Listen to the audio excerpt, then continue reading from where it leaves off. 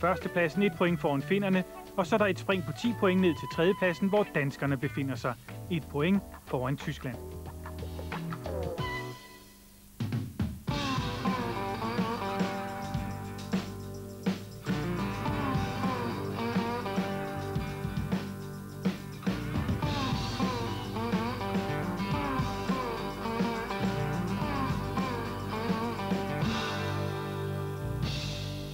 Femte øvelse blev det danske publikum første gang introduceret for i sidste års vikingdyst.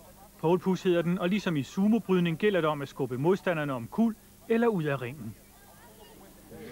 Maybe it's like when you want to fight with somebody, you want to kick his ass. Especially good to if you have man and man. It's like a Viking thing. You want to kill somebody, you get that anger, and you get go and go and go. So you're going to kick some ass now? Yeah, I can promise you that. Løftet kan Torfi Olofsson indfri i første semifinal, hvor han sammen med Magnus møder Tyskland med Hans Serhock og Heinz Olles. Der dystes bedst af 3.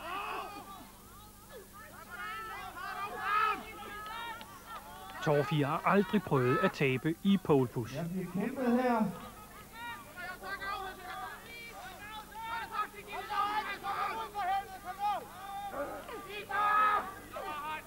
Kom så, skal vi ikke lige give dem en hånd?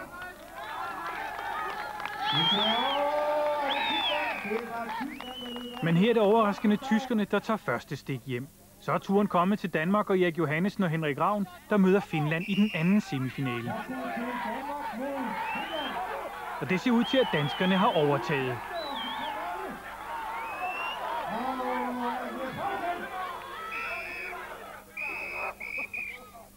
Så klæder. Så havde vi dem ikke mere. Det gik hurtigt. Dermed er Danmark bagud 1-0. Tyskland og Island skal ud i deres anden duel.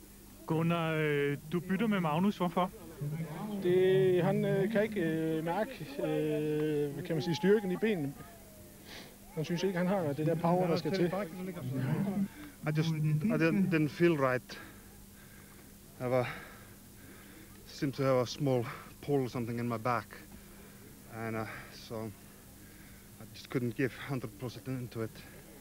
Tyskland mod Island, der er bagud 1-0.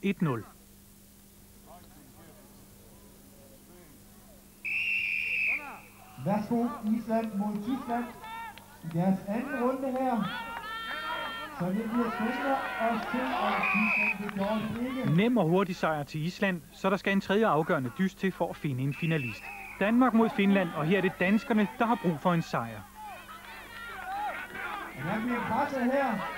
Danmark skal jo gå hen og vinde. Her er det slut for Danmarks vedkommende. Finland går videre til finalen, hvor de skal møde vinderen af tredje og sidste duel mellem Tyskland og Island.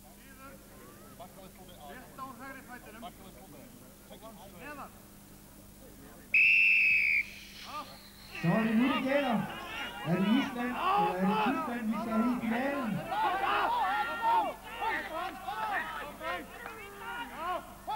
Og det ser i hvert fald ud som om, at Island presser utrolig godt her.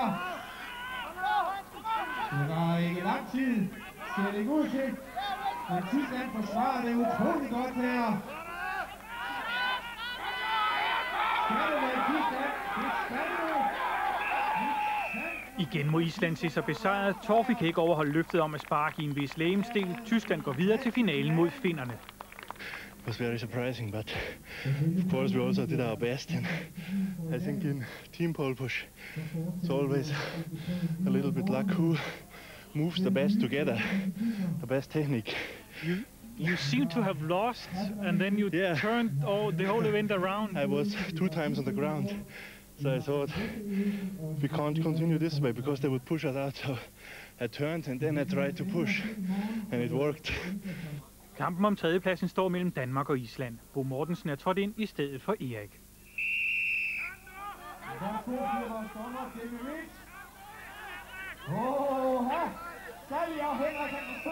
Det bliver til et nyt nederlag og sidstepladsen til Danmark i pole push.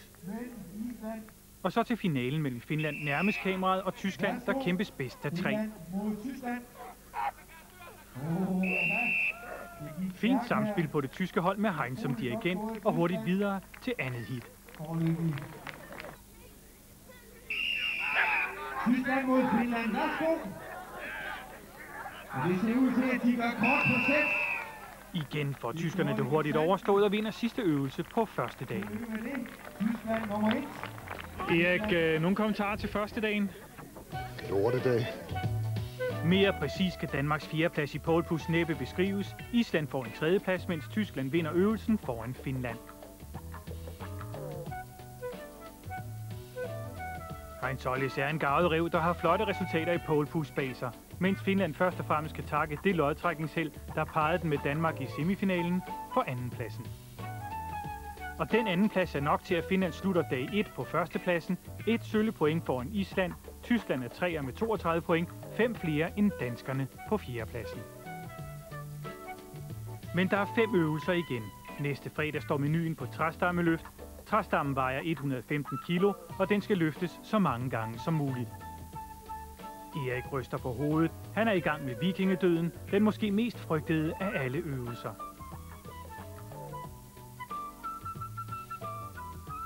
Tredje øvelse hedder Viking Walk. Bo går i dørken. Se hvorfor næste fredag. Kornsække og 200 kilo tunge træstube skal læsses på en rullevogn og lad så hurtigt som muligt. Sådan er forudsætningerne for 4. øvelse. Og endelig sluttes der af ansigt til ansigt med tovtrækning. Vi er tilbage med afgørelsen på Vikingedysten 1997 næste fredag kl. 20.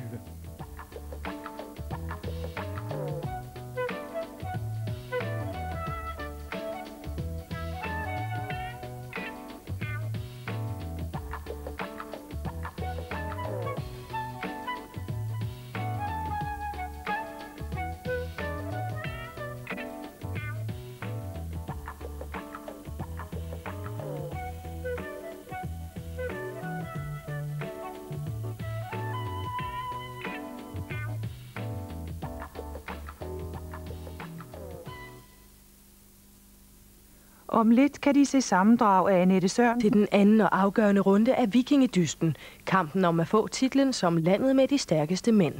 Efter første runde ligger Danmark på en 4. plads. Nu skal vi se, hvad det endelige resultat bliver.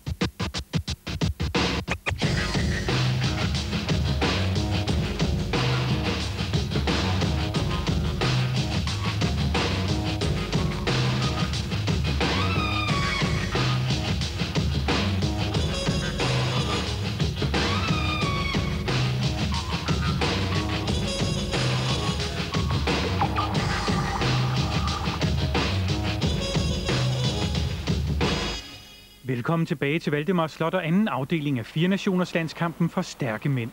Aftenens program byder på et træstammeløft, vikingedøden, Viking Walk, en læseøvelse og tovtrækning.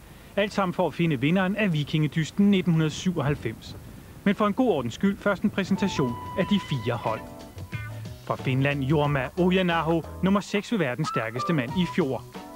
Jukko Ahola, yngst deltager og som sine landsmænd professionelt stærk mand. Og endelig Riku Kiri, verdens næststærkeste mand. Finland fører efter første dagen med 41 point.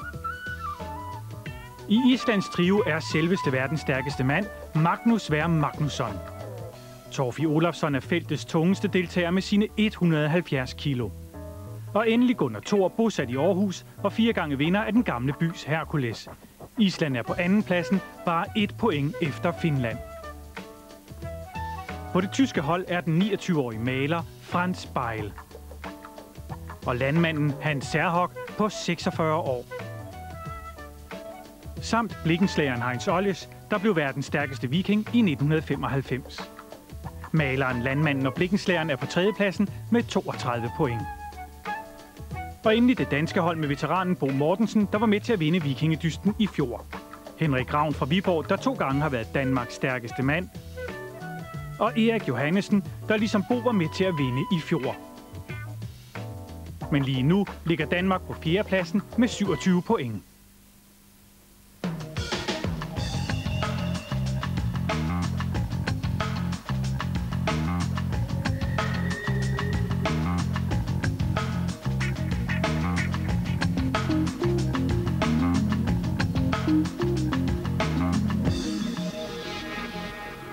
Træstammeløft er første øvelse på anden dagen.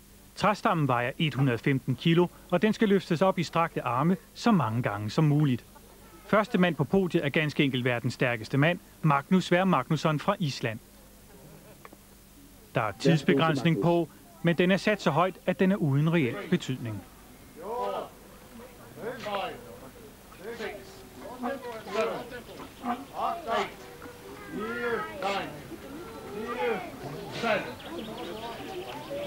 Foreløbig 10 godkendte løft til Magnus. Og tiden hedder 20 sekunder. 20 seconds.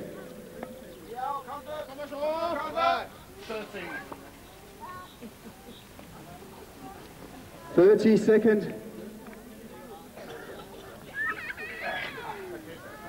13 løft til Magnus, der skifter plads med sin store landsmand, 170 kilo tunge, Torfi Olafsson.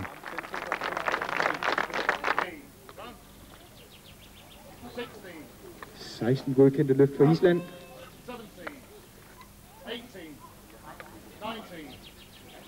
og 20.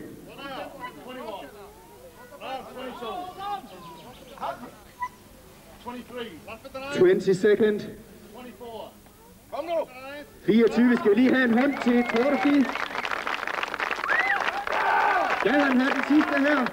Eller hvad bliver det til? Det bliver spændende at se. Torfi og Island stopper efter 25 løft i alt. Island, der jo er 2 sammenlagt, et enkelt point efter Finland. Og netop finnerne er de næste, der skal i ilden. Første mand er Jorma Aujanaho. Målet er Islands 25 løft. Værsgo, Finland er i gang her.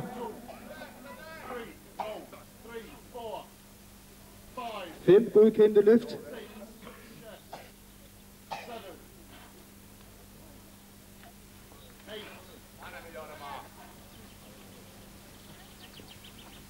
'Og tiden hedder 20 seconds. 20 sekunder er der gået. Joo, vielä pakko tulla lisää. Kom så, skal vi ikke lige give ham en hånd?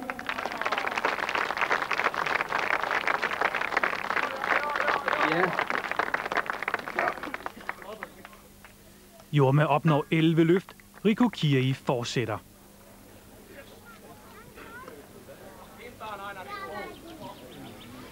Finlands Riku Kiri er i gang.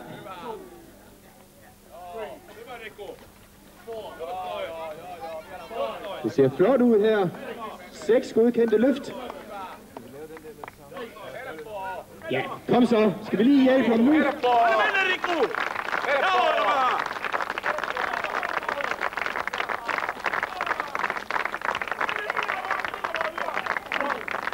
12 godkendte løft.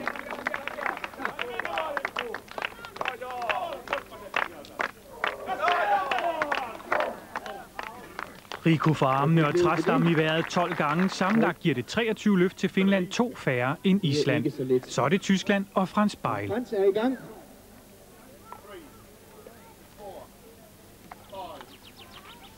Det tegner godt her. De første 10 godkendte løft.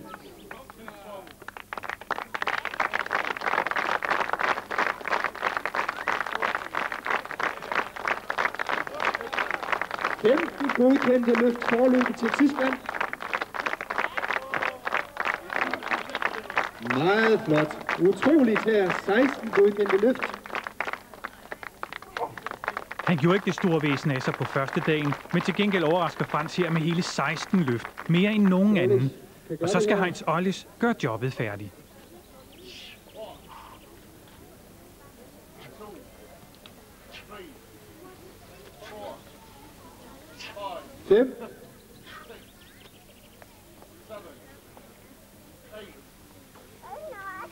Kom så, mine damer og herrer. Lige en lille hånd til Heinz. Her passerer tyskerne Island. 12 godkendte løft.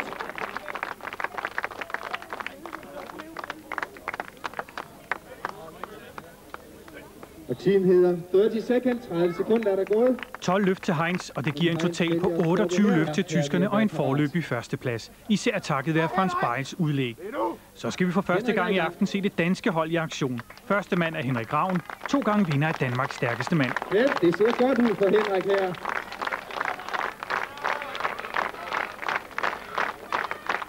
Der er kun gået 15 sekunder.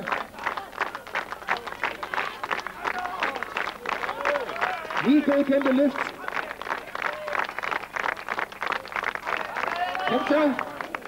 Henrik skuffer med blot 9 løft, færre end nogen anden, og det sætter Erik på en næsten umulig opgave. Lige nu er Finland dårligste nation med 23 løft. Værsgo til Erik Johannessen.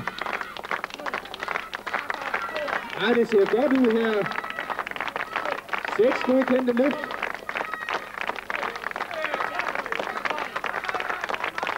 Det er flot. 10 godkendte løft.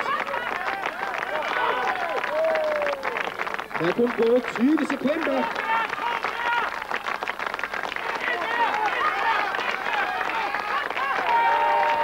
Det ser flot ud for Erik Johannessen her.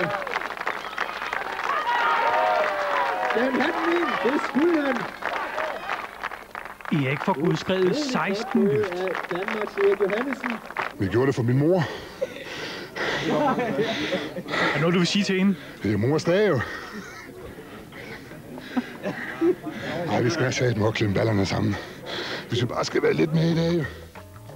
Det gjorde Erik. Danmarks total på 25 løft rækker til en delt andenplads med Island foran Finland, der får en dårlig start på anden dagen, men efter Tyskland, der indkasserer de optimale 10 point.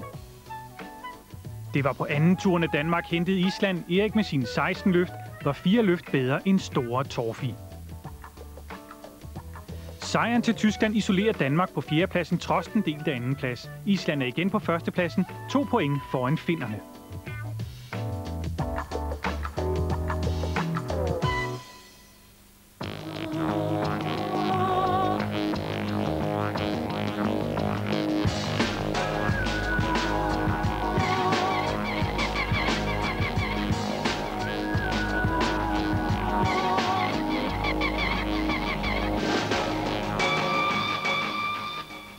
Næste øvelse er en af dem, som deltagerne frygter mest. 2 massive jerntønder, der vejer 205 kilo stykket, skal holdes i luften så længe som muligt. Riku Kiri fra Finland gør sig klar.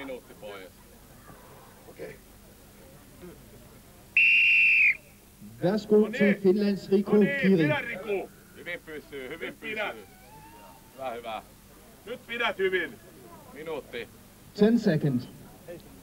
Hyvä Riku. Just noin, pidät kunnolla. Helppoa, helppoa, helppoa. Se on helvetin helppoa.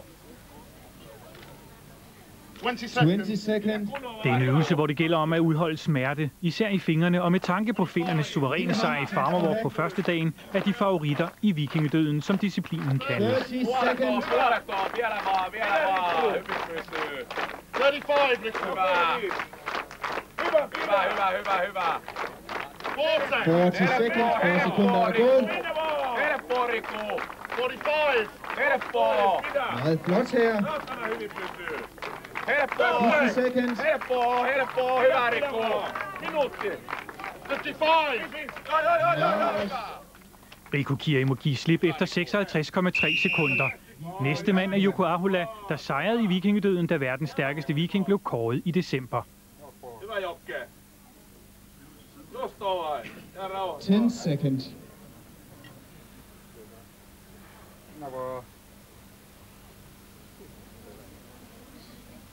20 seconds. Hyvä, Jokke. Just noin. Pidä vaan. 25. Hyvä. Helvetin hyvä. 30. Hyvä, Jokke. Pidä vaan. Nyt näytä siihen, kuinka otteet pitää kuuluu. 40. Hyvä. Just noin. 45. Näytä niille. Pidä, Jokke, nyt. Pidä, Jokke. Vi nærmer os minuttet. Viimeiseen asti! Næsten 1 minut til Jukka Ahola. Sammenlagt bliver finnerne noteret for 1 minut og 55 sekunder. Hans Serhok lægger ud for Tyskland.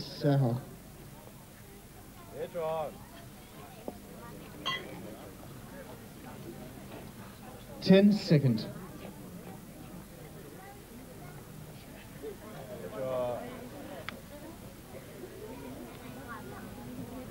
seconds.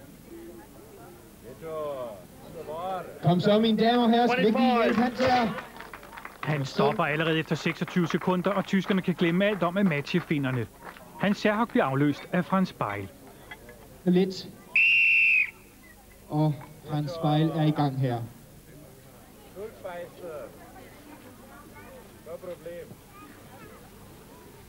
10 seconds.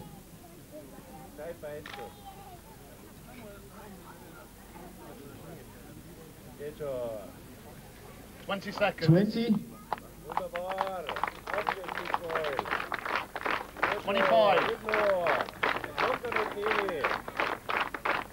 30. 30 sekunder.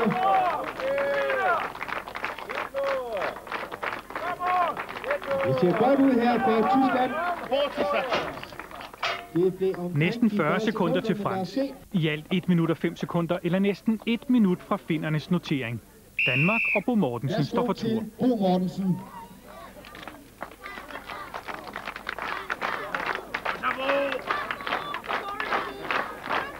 10 sekunder, 10 seconds.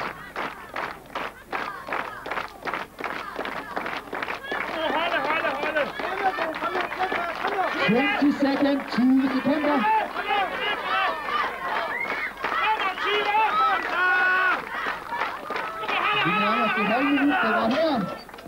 Bo holder ud i næsten 30 sekunder, langt efter finnernes mellemtid, men 3 sekunder bedre end tyskernes første mand.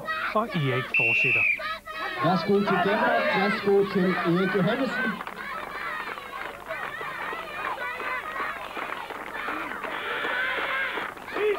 Sekunder.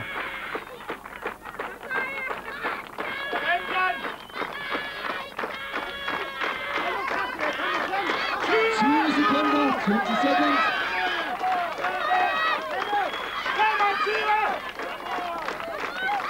Kom så. 30 sekunder. Vi går rundt her. Erik er kun en anelse bedre end Bo, og Danmarks samlede tid på 59,8 sekunder er dårligere end både Finland og Tysklands. Tilbage er kun Island og Gunnar Thor.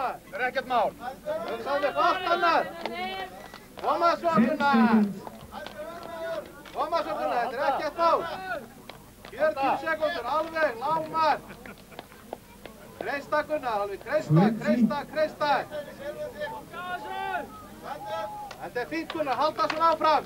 Ekki gefa Gunnar. Halda, halda. Halda, halda.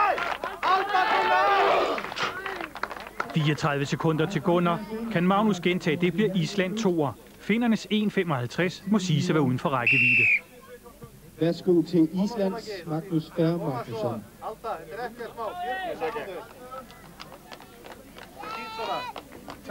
10 seconds. 10 sekunder. 20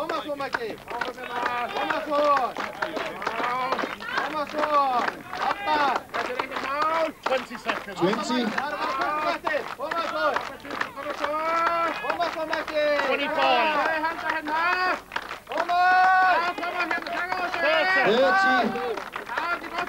Flot her i Island.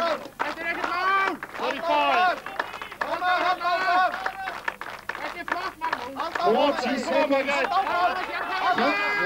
Magnus og Island slår tyskernes tid, og meget rutineret vælger Magnus ikke at spilde kræfter på at nå finnerne.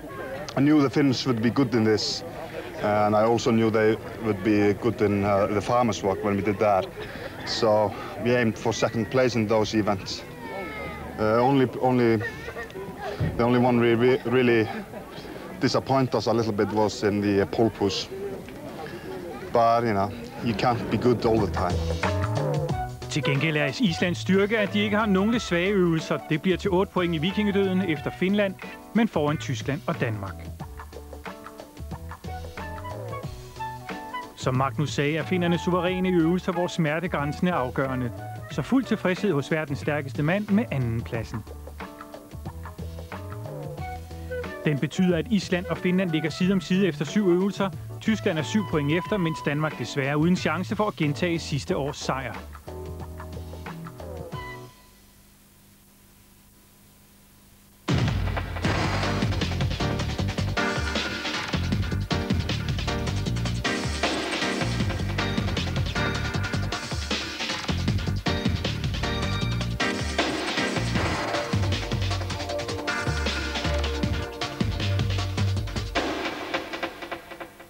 Banen kridtes op til 8. øvelse. Den kaldes Viking Walk, fordi deltagerne skal gå så langt som muligt med en uhåndterlig granitsten, der vejer 195 kilo. It's very difficult if you put it too high. It lies on your chest and you can't breathe. You have to bring it low so you can breathe. Tyskland lægger ud. Frans Beil får bragt stenen på plads med hjælp fra Hans og Heinz. Sådan. Frans Beil er i gang.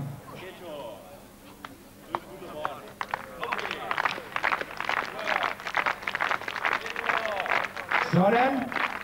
Som sagt, 195 kilo render han med. Frans runder de første 25 meter.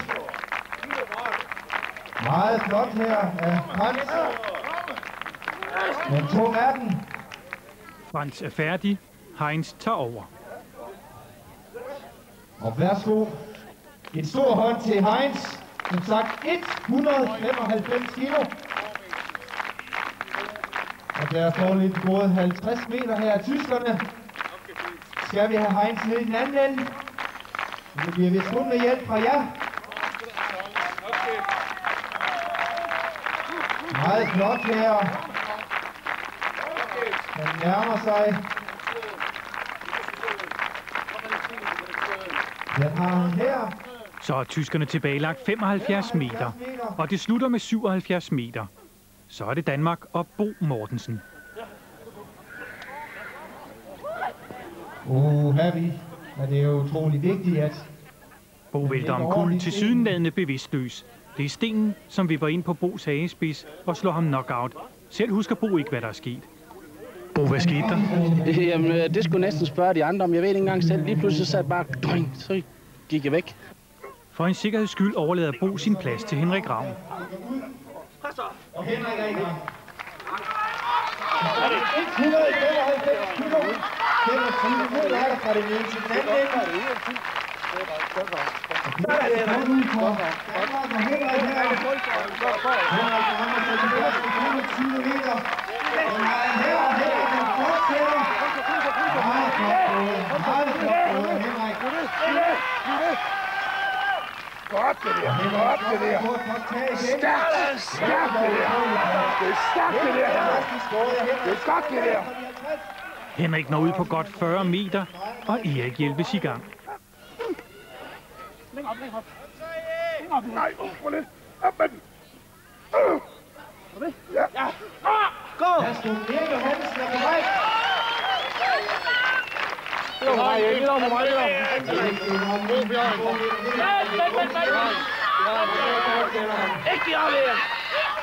Ikke de aflever. Ikke de aflever. Skal ned til den anden ende. Skal vinde her.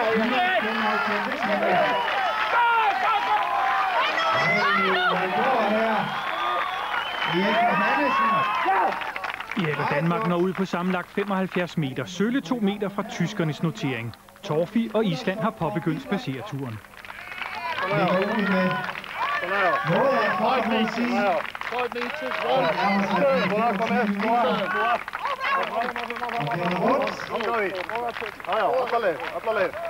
Ejberg over her for Island. Afram. Det ser ud til, at han bliver ned på de 50 meter. Håndgående. Håndgå.